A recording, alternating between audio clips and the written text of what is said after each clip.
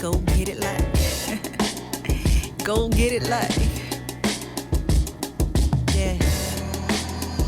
Go for yours.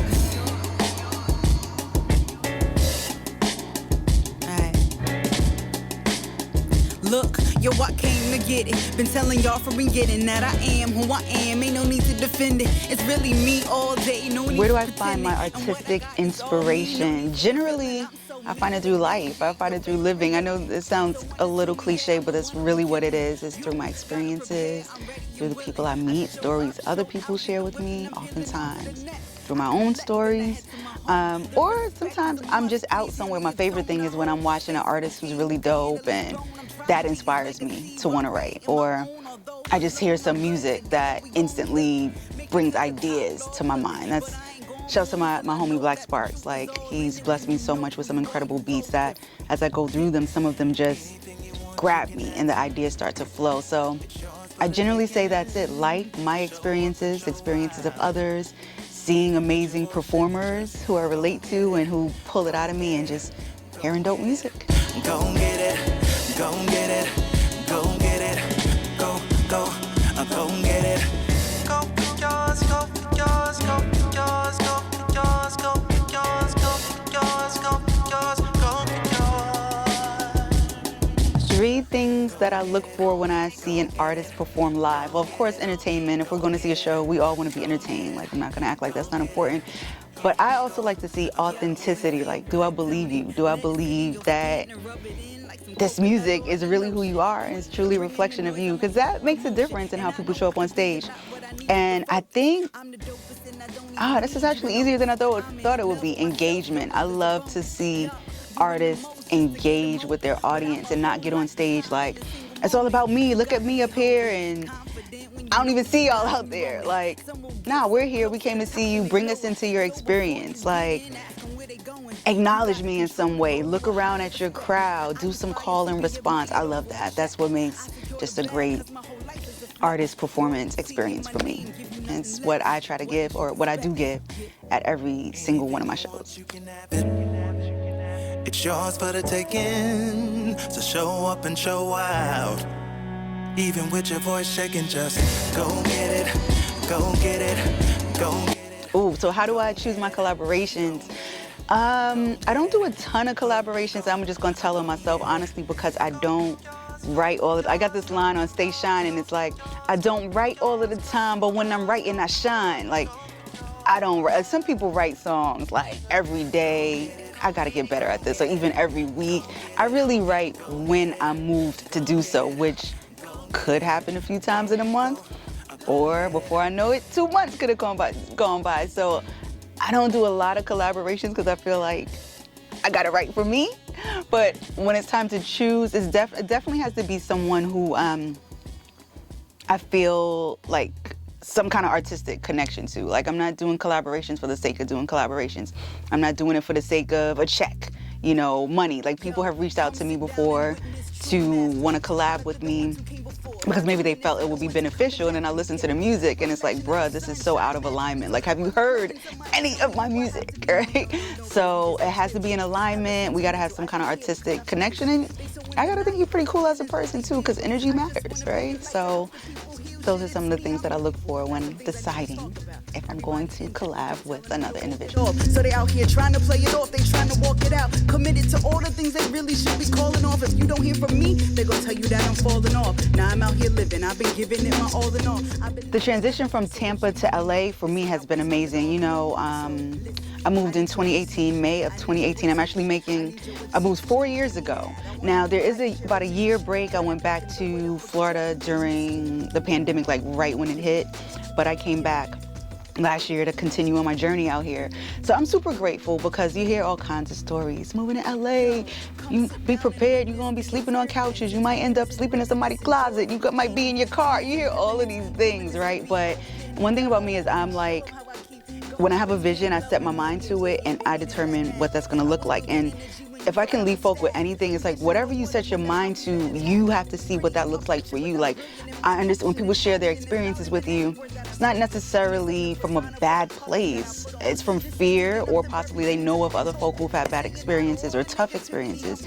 And you can say, like, thanks for sharing your experience with me, but you know, let's see how it goes for me, or I'm expecting something different, or a different outcome for my journey. And that's the mindset that I went into it with. And when I tell you I got here, God is so dope, hit the ground running, you know, hit up all the open mics people told me to check out, started to build my tribe. Next thing you know, I have my bands, I have my music fam. Wanted to get into acting was a goal when I came here.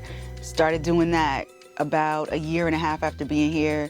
Signed to a commercial and print agency. So you have to decide what it's gonna look like for you. That's what I did. And even coming back after the break with pandemic, hit the ground running, things are moving. I'm super grateful. So the transition for me has been amazing. That's why whenever I have the chance to tell people to follow your dreams and be where you wanna be, I'm gonna tell them, go for yours.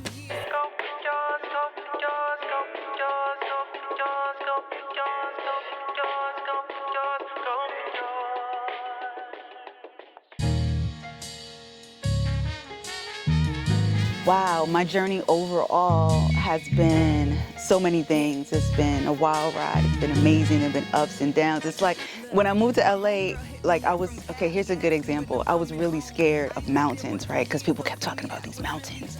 I'm like, I'm from Queens originally, born and raised, and Tampa's flat, you know what I mean? So I'm like, mountains, I might end up driving in the mountains? Like, I don't know nothing about that, so I'm scared, right? And when I got out here and I saw the mountains, I instantly fell in love with them. They're beautiful. When I was going over my first big hill, I was shook, but then I got over and was like, oh my God, this is exhilarating and it's gorgeous. And now I can't imagine living anywhere else, right? At least for now. I say all that to say, when I was doing that, I realized like this whole trip has been like one big mountain, like the faith that it takes to go up. You know, you don't know exactly what's on the top. You don't know exactly what's on the other side. The whole thing has been a faith walk. And so it is with my journey, starting from, just a little over a decade ago, deciding to take it seriously. I had relocated to Tampa from Queens, connected with my DJ Sandman, and all I wanted to do was perform. I just wanted to perform. And he was like, look, if we're gonna be doing these shows, you need to have a project. I'm like, I gotta record? I don't wanna record, you know? So shout out to my DJ Sandman for encouraging me to make my first mixtape. It was called a Push Project, so we can just have something in hand at shows. And from there, he's like, let's just see what happens. Let's just have fun. Started doing a lot of shows. From there, connected with DJ Premier. Premier put me on a mixtape, toured with it around the world. I started getting tweets and messages from people in South Africa and Japan and all throughout Europe, right? I'm like, what's happening? Primo was touring with my song Femcee on his mixtape. Then it turns into us doing a song together, our first song, Epic Dynasty. Then I start touring. We do another song. I connect with Talib Kweli, we do a song. And all of that just starts to help me build my momentum. And from there, it's like nothing was off limits. I love Tampa, shouts to Tampa. Tampa, everyone's like, you moved from New York to Tampa and that's where your dreams came true.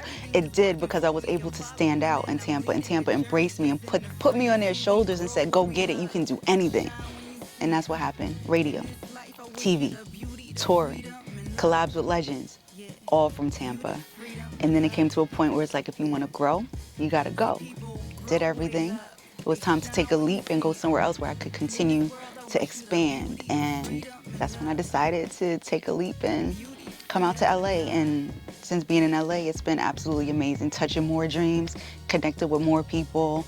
And I still feel like it's just the beginning. There's so much more in store. So super grateful for the journey, the ups, the downs, the most magnificent moments, the beauty, the travel, the connections, the building, the dreams, the visions, all of that good stuff.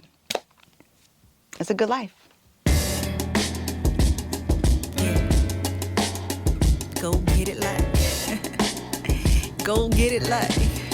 Make sure to connect with me on social media. I'm on Instagram at Ya Girl Dynasty. That's YA Girl Dynasty, like I'm your girl, right?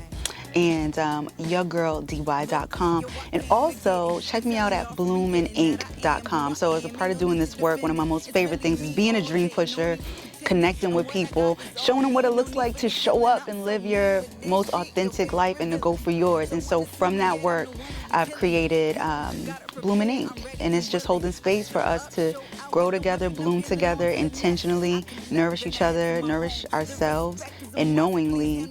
And I'm super excited about doing that intentional work through the arts, essentially using creativity to boost the confidence and courage in all of my folks, especially my creatives, y'all. Be bold, be courageous in your walk, go for yours, and check out bloominink.com. Anything you want, you can have it. It's yours for the taking. So show up and show out.